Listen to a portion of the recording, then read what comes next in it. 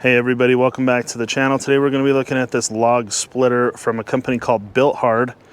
There's a brand right there. Seems like they're putting together some pretty decent equipment from some of the things that I was looking at.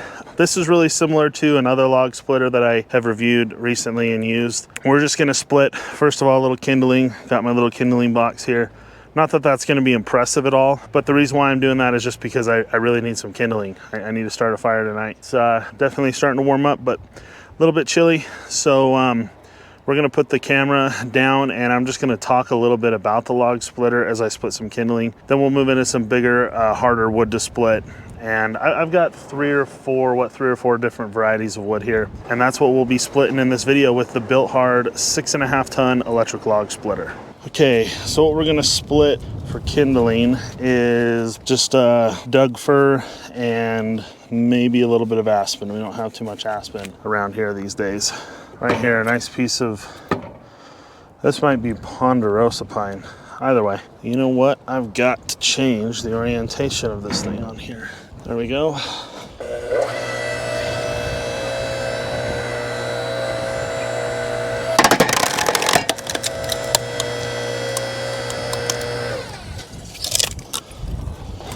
Split that fine. A little harder than I was honestly expecting. You know what I do like so far about this thing? What I'm really liking about it, and I know my kids like it. My kids have been using it. The use on it has been my kids. They've been enjoying it. What I'm really liking about it though is this handle over here. And I'll have to pull the camera down and show it to you here in a minute.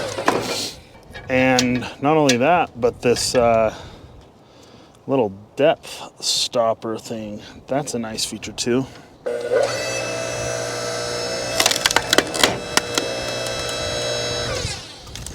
So there we go. Nice thin piece of kindling there. Probably could have split that one more time. That's all right.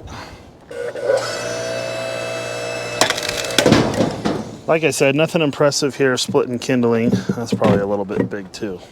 Nothing super impressive here with the kindling, but mostly just listening, getting a feel for it.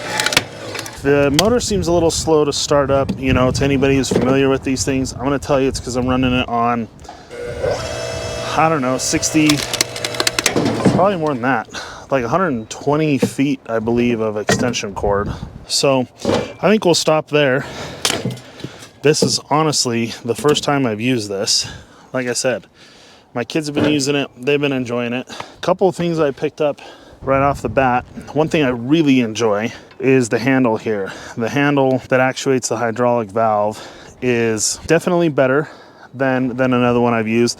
The reason why I say that I like it, I mean, number one, nice little short stroke there of pulling the handle down, but mostly because it's small, kind of hidden and protected under this shield here. Compared to the other one I've been using, the handle sticks out here, and when you put it on these back wheels and you wheel it around, the handle tends to break off and you have to take the handle off constantly. So definitely a better design than that other one I used there. The wheels, I feel like definitely a little bit cheaper and flimsier. I wouldn't mind if those were beefed up a little bit, but you know, give and take kind of stuff. A little bit smaller supporting rails here too. I wouldn't mind if those were a little wider. Maybe that's why it's popping off bad. I'll tell you another thing I really appreciate about this is this stop here. Now, I've heard of some other options on my other one in some YouTube comments where you just stick another piece of wood, you know, cut a few different lengths of wood, put it back here, and there's something that'll stop it. But this is nice and handy. You can just set it anywhere you want. Just unscrew that depth so that you don't have to have the cylinder going all the way back and then have to run it all the way forward for a smaller piece of wood like this, right? So I have it set, but now it's coming back. You know, it's kind of a little bit slow, and that's the nature of these electric log splitters. It's not like it's a defect of this thing. And it just takes a little bit more time. You can get things done a little bit faster with that stop there. And that is such a simple little add-on. Really nothing on this thing is alarming, and there's some features I like about it better. Like I said, just thinking about my experience with these things, I would like to see maybe some metal wheels instead of full plastic. But even those are pretty solid, have a rubber outside. So it's not like it's plastic on plastic. It has a rubber wheel, and you know, if you don't wheel them around a whole lot, it really won't even matter. But yeah, I like the handle. One of the challenges with this is that all my big heavy hardwood is already split for the year. I got it all split not too long ago. Let's go ahead and give this a try. Pretty good sized piece of pine here. A little bit rotten. Same piece, splitting it in half.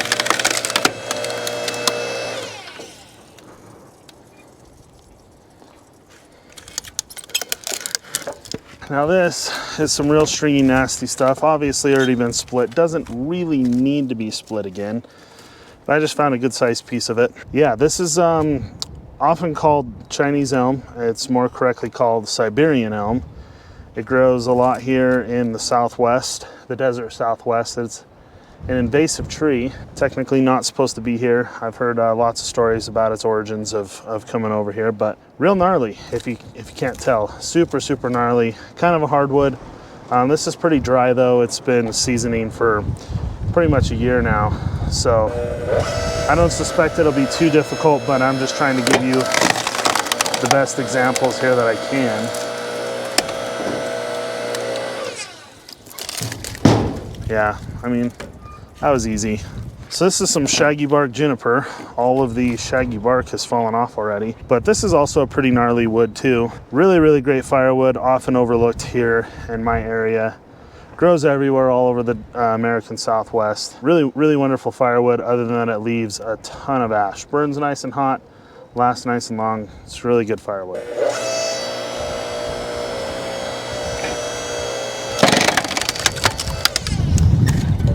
Yep, nice and easy. Nothing difficult for it at all. I really don't know if I can come up with anything really too much more challenging. I wasn't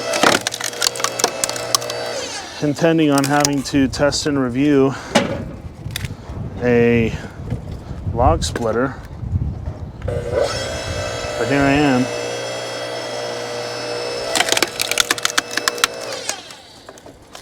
It'll split your firewood, that's for sure. It'll split it quick, nicely. Yeah, I'm enjoying this log splitter so far. I know my kids have been loving it. Ooh, that fell right in the box for me. Didn't have to do nothing. I know my kids have been enjoying it. They put, I don't know, I don't want to say, you know, I don't want to over exaggerate it. Probably 1/4 of a cord at the absolute most through it. We haven't split most of our softwood. Most of our softwood is still in rounds. Spent all summer getting it. Well, that pretty much is going to do it. I don't see any reason to keep going with this. Seems like a pretty nice little splitter. They've got kind of a little bit of a defect there. Probably not a big deal. Pretty nice little log splitter. So there you have it, the BILT HARD 6.5 ton hydraulic electric log splitter. Thanks for watching. If you haven't given the video a thumbs up, make sure you give the video a thumbs up, and we'll see you in the next video.